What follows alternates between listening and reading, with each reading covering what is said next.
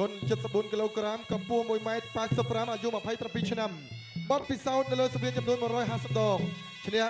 114ដងចាញ់34ដងនិងស្មើចំនួន2ដងធ្លាប់ដួលគូប្រកួតឲ្យបបងការប្រកួតចំនួន66ដងប្រកួតចុងក្រោយឈ្នះកីឡាករអេរ៉ង់ស្រុកកំណើតភូមិទួលធ្នងឃុំកុលស្រុកប្រាសាទដំបូងខេត្តកំពង់ធំរំលឹកគុណគ្រូតាមរបៀបអ្នកក្រីកព្រឹបពឹសមកពីក្លឹបគុនខ្មែរអន្តរជាតិ KKIF បង្វឹកដោយលោកគ្រូស្រីរិទ្ធិបត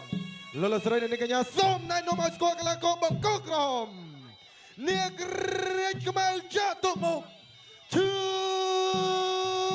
ងល្បាយរាដៃគូប្រកួតរបស់គេមានទម្ងន់74គីឡូក្រាមដូចគ្នាកម្ពស់1ម៉ែត្រ88អាយុ21ឆ្នាំ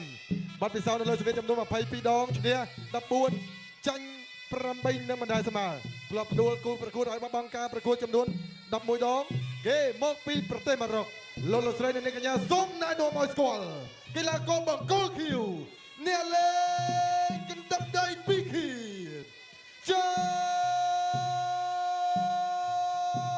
ហ្វាបាទអរគុណណាស់ជាលក្ខណៈនេះខ្ញុំបានសូមថ្លែងអរគុណដល់ម្ចាស់ឧបត្ថម្ភកម្មវិធីរបស់យើងអរគុណដល់ទិសាកម្ពុជាបន្សុទ្ធគ្រប់ដំណើរជាមួយបច្ចេកវិទ្យាស្មាត Triple Filter 1 Ultra Filter ដើម្បីដកកកចេញពីទឹក2 Active Carbon Filter សម្រាប់ដកក្លិនមិនល្អចេញពីទឹកទី3 Reverse Osmosis សម្រាប់ដកសារធាតុរ៉ាយមិនចាំបាច់សម្រាប់សុខភាពគ្រប់ filter ទាំងអស់សុទ្ធបំពាក់នៅឧបករណ៍វាស់ស្ទង់ដោយស្វ័យប្រវត្តិនិងមិនអនុញ្ញាតឲ្យទឹកច្រកចូលដបដោយខុសស្តង់ដារបាទឈានជួលដល់គូឯកហើយបាទចឹងក៏ជួបមកឲ្យលោកគ្រូនៅបន្ទេក៏សូមថ្លែងអរគុណដល់នាយកសាលាបាទ D4U Digital ដែលបានឧបត្ថម្ភដល់លោកគ្រូនៅបន្ទេនៅថវិកាចំនួន$30ផងដែរបាទកញ្ញានាងក្រីកខ្មៅចាក់ទៅមុខជើងល្បីនៅតែជាកីឡាករដែលបាទប្រកួតពីមួយប្រកួតទៅមួយប្រកួតកាន់តែល្អទៅកីឡាករទាំងពីរស្ដាប់បទបញ្ជានៃការប្រកួតប្រដាល់គុនខ្មែរពីលោកកញ្ញាកដាធម្មរឿងរ៉ាម៉ានីបាទមើលតែសាច់ឈាមរបស់កីឡាករចាហ្វានេះមិនធម្មតាទេប៉ុន្តែល្អមើលដឹងថាល្អហូបអត់បាទអញ្ចឹងមានបងប្អូនយើងរីខ្វេសថាសុំតែមួយទឹកអ្នកខ្លះសុំ2ទឹកបាទឥឡូវមួយទឹកឬ2ទឹកចាំមើលជាក់ស្ដែងបាទឥឡូវនេះឈានដល់ការប្រកួតគូឯកហើយអញ្ចឹងសូមសម្លេងគ្រប់គ្រងខ្លាំងៗទាំងអស់គ្នាមួយមកបាទ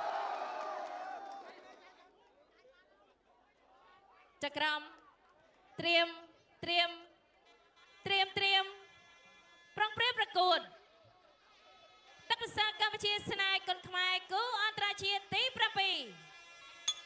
ទឹកទី1 round 1បាទទឹកទី1សង្វៀនទឹកភាសាកម្ពុជាស្នេហ៍គុនខ្មែរដែលក៏មកជួនដោយទឹកភាសាកម្ពុជាបន្សុទ្ធគ្រប់ដំណើរជាមួយនឹងបច្ចេកវិទ្យាស្មាត Triple Filter ដើម្បីបាទនាំមកជួននៅការប្រកួតដ៏អស្ចារ្យដើម្បីឲ្យបងប្អូនយើងបានសប្បាយរីករាយនៅលើសង្វៀនទឹកភាសាកម្ពុជាដែលធ្វើឡើងនៅស្រុកគៀនស្វាយខេត្តកណ្ដាលក្បែររាជធានីភ្នំពេញដែរទេហើយនេះគឺគូឯកកីឡាករ Java អ្នកលេងកណ្ដាប់ដៃពិឃាត Java បាទជាមួយនាងក្រីកខ្មៅចាក់ទៅមុខជើងល្បីតើនឹងទៅជាយ៉ាងណាតើនឹងមានរឿងអ្វីកើតឡើងសង្វៀនទឹកភាសាកម្ពុជាស្នេហ៍គុនខ្មែរសប្តាហ៍នេះណែនណាស់បាទគូមួយគឺតាំងតឹងមែនទេចាប់ជើងជាប់អត់ខ្ចីវាយញោទាត់ឆ្វេងងក់បាទគុណបាទចាំបាទគុណតើអីទេកំដាប់ដៃពីគៀនហើយបន្តកែងឆ្វេង 1 2 3 4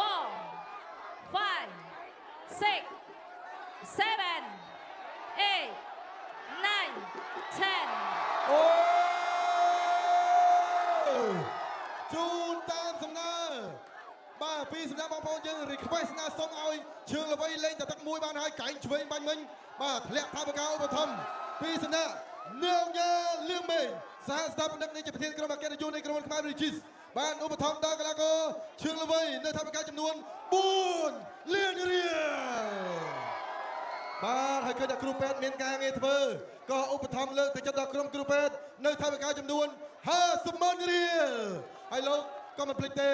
បាទពិធីករទាំង3រូបឧបត្ថម្ភដល់ខ្ញុំបាទពិធីករទាំង3រូបនៅថាវិការចំនួន1លានរៀលផងដែរ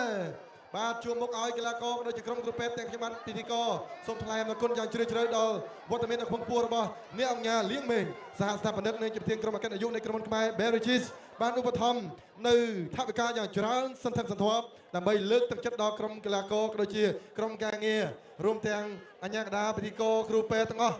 សូមឲ្យថ្នាក់ដឹកនាំជួបប្រទះតែសេចក្តីសុខសេចក្តីចម្រើនបាទនេះគឺជាគុណខ្មែរដែលត្រូវបានលើកស្ទួយដោយក្រុមហ៊ុនខ្មែរ Beverages គេបានសូមប្រកបភារកិច្ចនេះជូនដល់គណៈកម្មការបច្ចេកទេសដើម្បីរៀបចំប្រកាសលទ្ធផលជាផ្លូវការ ចា៎នេះខ្ញុំសូមអរគុណបងកុលក្រហមឈឿងល្បីឈ្នះកីឡាករបង្គោលខៀវដោយកីឡាករបង្គោលខៀវសន្លប់នៅក្នុងទឹកទី1បង